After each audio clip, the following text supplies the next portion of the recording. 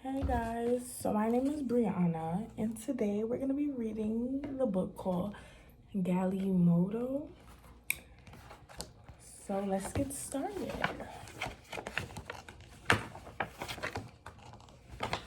Okay, so first, I want you guys to tell me what you think Galimoto means. Okay, so now, Kandi opened an old shoebox and looked inside. These were his things. They belonged to him. Inside the box, there was a bowl made of many old plastic bags, tightly wrapped with string. There was a knife Kandi had made from a piece of tin can, and a dancing man he had made from dried corn stalks. In Kandi's box, there were also some scraps of wire. He had been saving the wires for something special. Now he took them and the knife from his box. I shall make a Galimoto. Kandi told his brother, You fooloo. Eufalu laughed. A boy with only 7 years cannot make such a toy. You don't have enough wire. I will get enough wire, Kandi answered. Kandi took his knife and wire scraps and went to the home of his friend Gif. I want your wires, Kandi told Gif. I'll give you my knife for them. Why do you want the wires? Gif asked. I want to make a Galimoto, Kandi answered. Gif ran his fingers over the tin knife. It is a good knife. I'll cut a dancing man with it. Gif took a handful of wires from his box of things and gave them to Kandi. That's not enough wire for a Galimoto, he told his friend. I will find enough wire, Kandi said. Kandi put his wires into an old white plastic bag and took them to the shop of his uncle. Good day, second son of my brother, his uncle greeted him. How can I help you? I want some wire, Kandi told his uncle. How will you pay for it? I have no money, Kandi answered. But you have wires on your old packing boxes from the city. They would make a fine Galimoto. So you want to make a Galimoto? The son of my brother is a clever boy. Take the wires. Chee chee chee chee. Kandi could hear the grinder at the flour mill. Many women with babies tied on their backs waited in the hot sun. Others arrived carrying heavy baskets of maize on their heads. Kandi squeezed through the crowd. He was very near the front door when someone grabbed him. The woman began yelling angrily, Stop that one! He goes out of turn! Kandi was being pushed and shoved.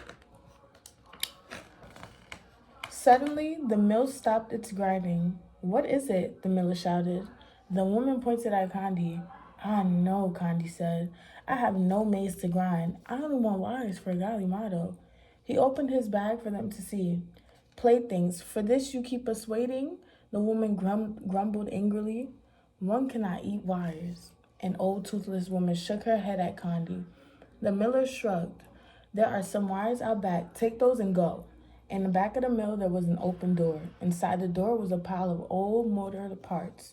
There, Kandi found some very thin wires wrapped in red and yellow and green plastic. I can scrape the coating off, Kandi thought. These wires will hold my Galimoto together.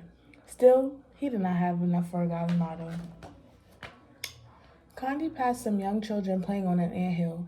One was Mundy, the small sister of his friend Gif. She had a fine, long piece of wire which she stuck into the hard dirt. Little friend, Kandi called as he came nearer, you cannot catch an ant that way.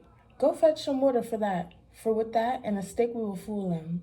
When Mundy came back, Kandi poured the water around one of the holes. Now they will think the rains have begun, he explained. Then he stuck a stick down the hole. Gently he pulled it out, and on the end was a large ant. My stick is better than a wire for catching ants. You may have the stick, and I'll take the wire. Kandi knew there was a trash heap behind the bicycle. Kandi knew there was a trash heap behind the bicycle repair shop, but the gate was locked. Kandi climbed over the fence. In the country yard, he found some broken, bent spokes from a bicycle. He climbed back over the fence with his bag. Thief! Help! Police! Thief! Kandi heard a voice call.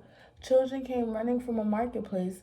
Men came running from the shops. They made a circle around Kandi. Thief! Thief! They chanted, pointing at Kandi. A policeman arrived. He grabbed Condi by the shoulder. "What are you doing?" he asked. Condi showed the policeman his wires. "I want a Galimoto," he explained. "I need these wires." "Galimoto," the crowd murmured. "Galimoto?" They shook their heads and went back to their business. "Take your wires and go," the policeman told Condi. Condi took his wires back to the shade of the red flame trees in his village. Nearby, his mother and sisters pounded their maize. They sang of the hard work they were doing. Condi sorted his wires. They were thick pieces and thin pieces. Some wires were long and some were short. Condi banged the bent and twisted ones with a stone to straighten them. Then he began. The thick wires made the frame. He wrapped the very thinnest wires at the joints to hold the Galimoto together. "My Galimoto will be a pickup," Condi planned. "It will carry maize to the city, and it will have an antenna for the radio," he smiled. Condi worked all afternoon. He pounded the strongest wires around a pipe to make the round wheels. A sturdy piece of bamboo made the rod for the steering wheel. Finally, the warm, toasty smell of maize porridge cooking over the village fires told Condi it was time to go home. His brothers and sisters admired his work. "So you found enough wire," Eufalu said. "Yes," Condi agreed. He parked his Galimoto next to his box of things and ate his supper. "Let the moon be bright for us to play and sing tonight."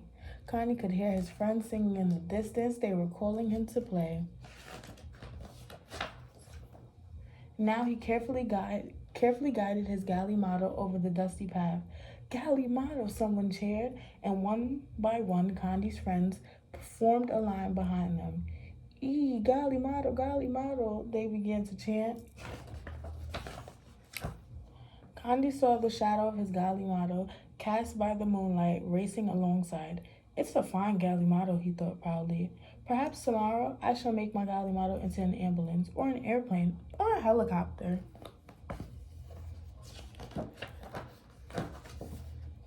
The end. So, how do you guys think Condi felt when he finished making his Galimoto? What can we learn from Condi throughout this whole book? And here's a wonder question. I wonder what is an invention you guys can make? And discuss how you think Condi felt having to ask everyone for wires.